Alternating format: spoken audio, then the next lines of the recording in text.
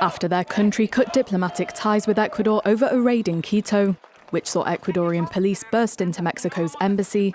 These Mexicans took to the streets, voicing support for their government's decision. Mexico's reaction of breaking relations with Ecuador seems appropriate to me, because it cannot be allowed that a nation invades and enters the embassy of another country.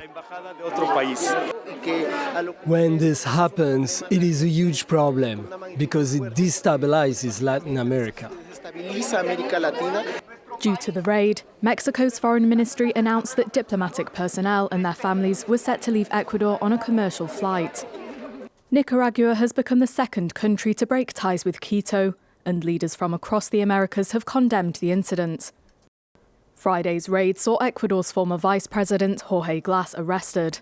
Glass had been living in the Mexican embassy since December, after requesting asylum there, which Mexico only granted on Friday. He had been convicted of corruption and bribery.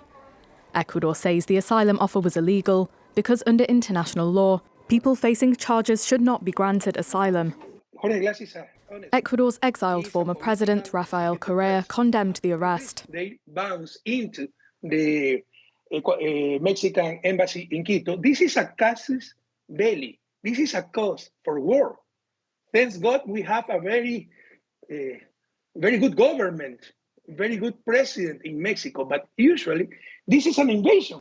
Also among those to express concern over the incident was the UN Secretary-General, who said he was alarmed by the raid. Tensions had already escalated between the two countries earlier this week, after Mexico's president made provocative comments on Ecuador's presidential election last year and the assassination of a presidential candidate.